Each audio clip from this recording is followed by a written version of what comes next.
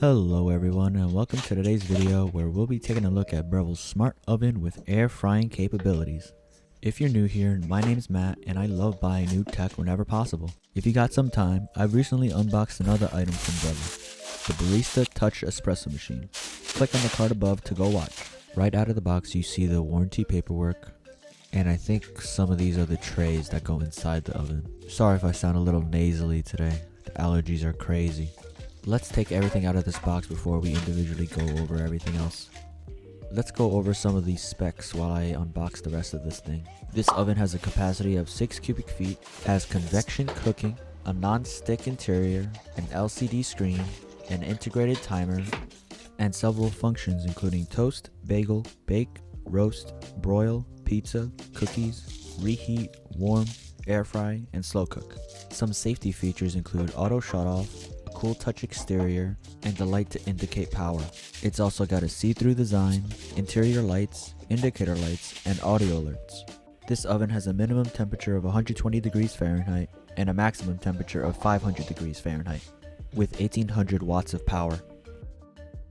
So when you open up the package, you get some warranty information, and some example dishes, and the manual. Now let's go over all the accessories. The first item included is the air frying basket. I have a dedicated machine for air frying, but we'll try this out once we get everything all situated. Next we have a standard wire rack with an enamel roasting pan. There are a total of 3 rack slots, so depending on what setting you're on, you can adjust it accordingly.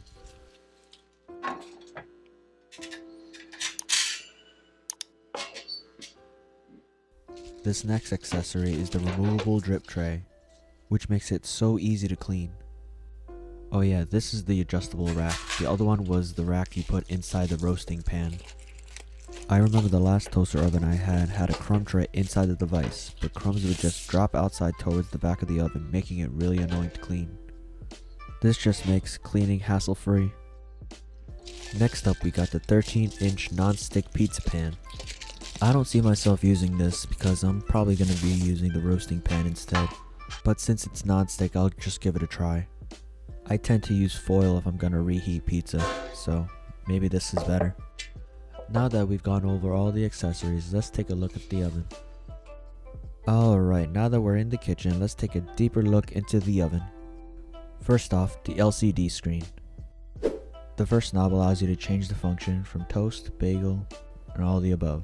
I also see that there are certain settings with each function. The second knob allows you to control the temperature, while the third knob controls the time. While the buttons control the lighting, convection type, and whether the food is frozen or not frozen. Oh, and don't mind those oil marks. I had to re-record this after cooking in it. It didn't record properly for some reason. Alright, let's see this thing in action. Let's preheat this up to 400 degrees and start some cooking. On today's menu we got a nice rack of lamb. We started searing this on a skillet, and now we can start cooking on the inside. In total, we cooked it for 2 sets of 4 minutes each. This is the last minute so you guys can see what happens when it stops cooking.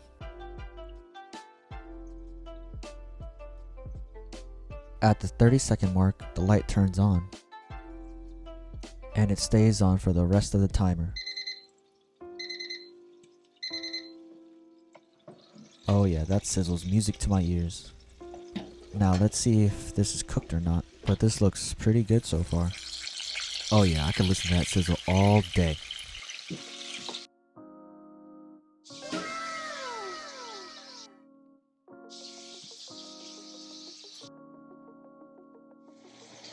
Alright, let's see how it is.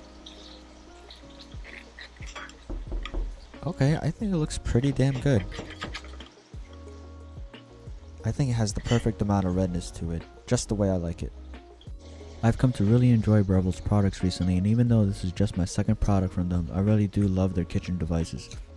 The price though isn't the greatest since it comes in at about $350. For that price, I was really hoping there would be some sort of internal thermometer to measure internal temperature, but I guess a third-party device is going to have to work. Now let me quickly show you where to put the air frying basket and the other trays to store them. This isn't where you place them when you want to use them though. On the oven door, it tells you where to place the rack if you want to use a specific function. Like if you want to broil something, place it on the top rack. And there you guys have it. Thanks for watching, and if you made it this far, please leave a comment down below. The next few videos will be stepping away from kitchen tech, so hit that sub button to stay in the loop. Trust me guys, you won't want to miss this. And while you're at it, click on this other video.